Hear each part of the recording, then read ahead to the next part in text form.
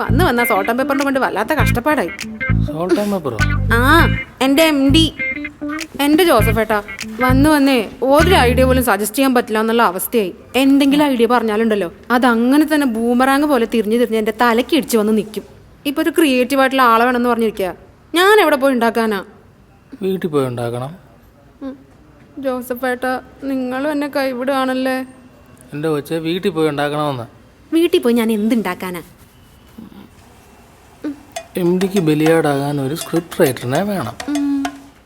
അതിന് നമ്മുടെ MD സാറിൻ്റെ അടുത്തോ രഞ്ജി പണിക്കർ സാറിൻ്റെ അടുത്തോ പോയിട്ട് കാര്യവും ഇല്ല.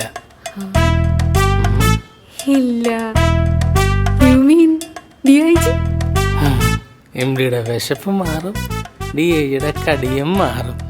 അങ്ങനെയാണെങ്കിൽ അവന്റെ ഷോർട്ട് ഫിലിമിൽ അഭിനയിച്ചിട്ടുണ്ട്. പറഞ്ഞാൽ അത് നേരാണല്ലോ. എന്റെ Joseph you are a genius എന്നാണല്ലേ? അല്ല, ചായ എടുത്തിട്ട് വാ, ഈ ഉണ്ടമ്പലൊക്കെ കഴിച്ചു തീർക്കട്ടെ. ഞാൻ ഒരാളിൽ നിന്ന് തിന്ന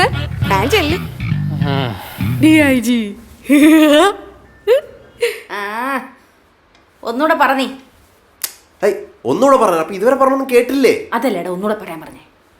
ഓക്കെ, നമ്മുടെ നായകനും നായികയും താമസിക്കുന്ന വീട്ടിലേക്കാണ് ആര് വരുന്നത്? നായികയുടെ ചേട്ടൻ നായകനെ തല്ലാൻ പറഞ്ഞയക്കുന്ന ഗുണ്ട. 4 മണിക്ക് ചായയോടെ തരാം. എന്ത് ഉണ്ട? ഉണ്ടയല്ല.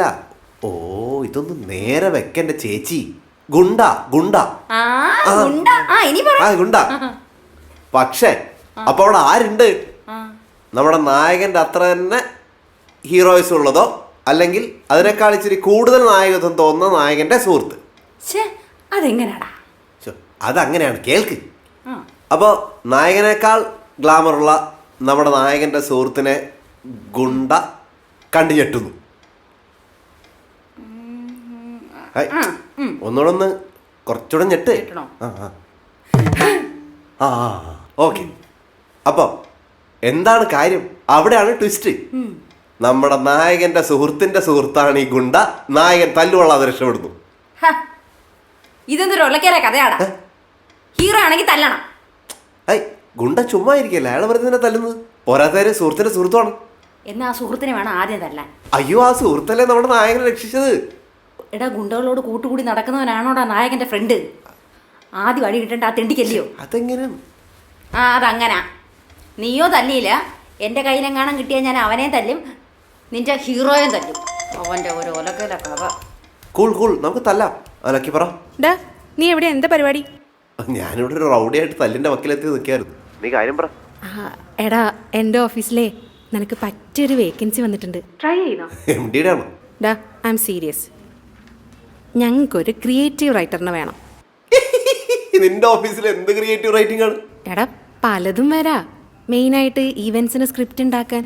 No way baby, not you baby. Sister, ഞാൻ എൻ്റെ സ്വപ്നത്തിന്റെ തൊട്ട് മുമ്പിലെത്തി നിൽക്കുകയാണ്.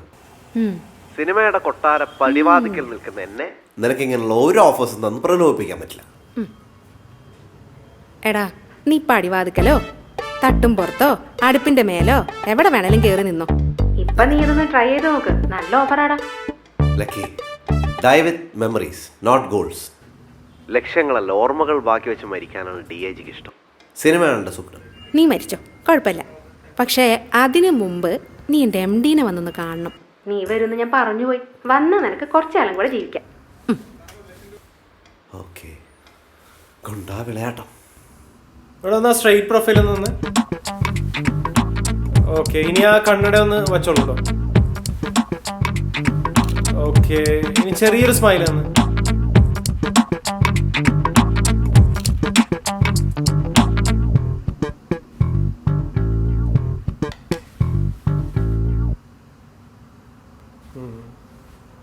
എന്താടാ?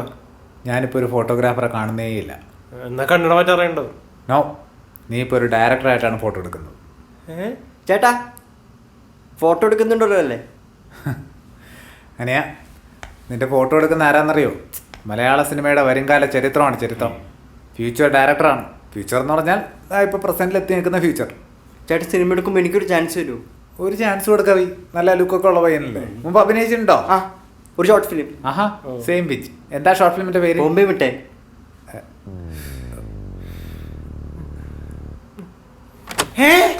ആരാ ബോംബെയില്? അവക്കുട്ടാ നിന്റെ മീനാക്ഷി കംപ്ലീറ്റ് ആയിട്ട് ബോംബെയില് സെറ്റിൽ ആയോ? ഇല്ല, ചോദിക്കാൻ പാടില്ലായിരുന്നല്ലേ.